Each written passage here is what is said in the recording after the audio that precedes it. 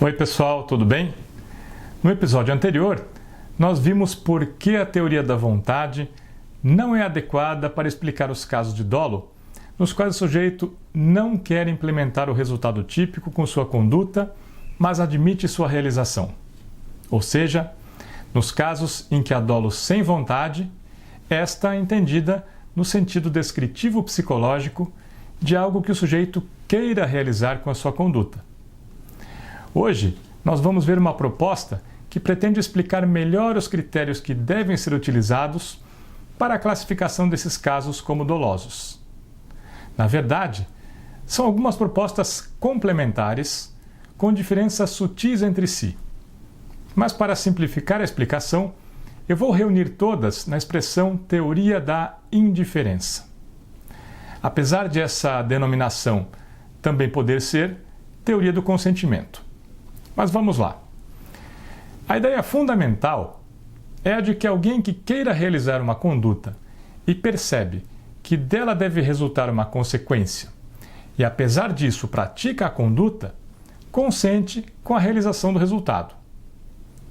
A pessoa admite a sua ocorrência, ou no mínimo é indiferente a isso. E esse aspecto seria suficiente para classificar o fato como doloso, apesar de o sujeito não querer que o resultado ocorra, ele admite a sua realização, seja por consentimento, seja por indiferença.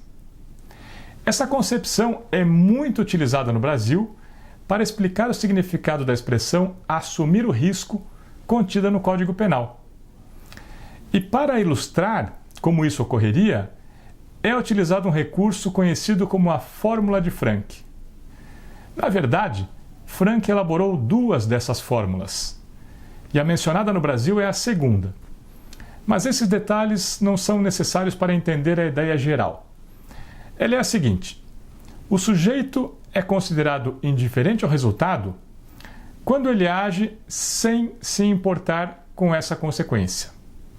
Seria como se ele dissesse para si mesmo: aconteça ou não o resultado, não deixarei de agir por isso.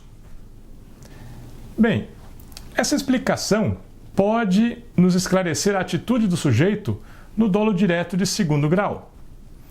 E também em algumas situações de dolo indireto, mas não em todas. E o exemplo mais evidente disso é o da roleta russa. Se o sujeito aposta com outra pessoa uma grande quantidade de dinheiro e pratica a roleta russa atirando contra a sua própria mão, ele não é indiferente ao resultado.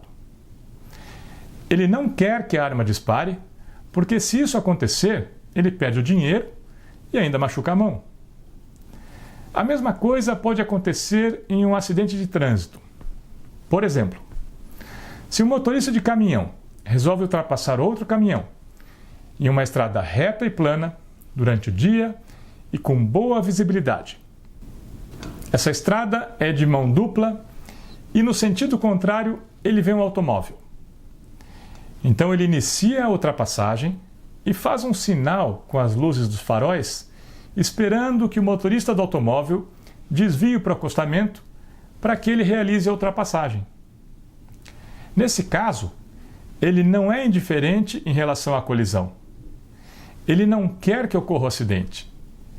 Ele simplesmente quer realizar a ultrapassagem e seguir a viagem sem que aconteça qualquer acidente. Isso porque, se ocorrer um acidente, isso pode lhe causar vários problemas, inclusive lhe colocar em risco. Mas nos dois casos, o da roleta russa e o da ultrapassagem, apesar de ele não querer o evento, nem ser indiferente em relação a ele, a atitude do sujeito perante o fato não é de mera falta de cuidado. É algo mais do que isso. Portanto, apesar de o sujeito não ser indiferente ao resultado, ele não o causou por mero descuido. E por isso, essas condutas devem ser classificadas como dolosas. Mas essas situações não são suficientemente explicadas pela teoria da indiferença. Então ela não é adequada para explicar todos os casos de dolo indireto, apesar de explicar os casos de dolo direto de segundo grau. E, aliás, esse é o motivo pelo qual aquela fórmula do dane-se ou danou-se não serve para explicar o dolo eventual. Para explicar esses outros casos de dolo indireto, é necessário um critério ainda mais abstrato e geral. E é isso o que propõe a teoria da atitude do sujeito em relação ao risco sério que nós vamos ver na próxima semana. Mas antes disso, eu quero fazer um esclarecimento. Talvez você já tenha percebido que a terminologia que eu estou usando para indicar as teorias não necessariamente é a mesma utilizada por outros autores em alguns livros. O nome das teorias pode variar e dentro de cada teoria ainda podem existir algumas subdivisões. Mas eu preferi apresentar o assunto dessa forma geral e com uma terminologia mais acessível para simplificar a exposição.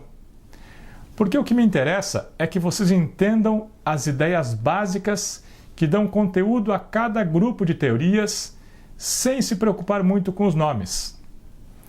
Quem sabe do que está falando não tem problemas com os nomes usados para indicar uma coisa ou outra. Sabendo quais são os principais critérios propostos para a classificação dos fatos, vocês podem fazer a classificação independentemente do nome pelo qual queiram chamar a teoria. É mais fácil aprender os nomes depois de saber o que é cada teoria.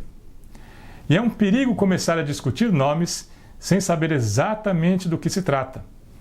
Aí fica muito mais difícil aprender e pode gerar muita confusão. Então, na próxima semana, vamos falar da teoria da atitude do sujeito perante o risco, que é mais conhecida pelo nome de levar o risco a sério. Na semana que vem, nós vamos ver o que é isso. Até lá!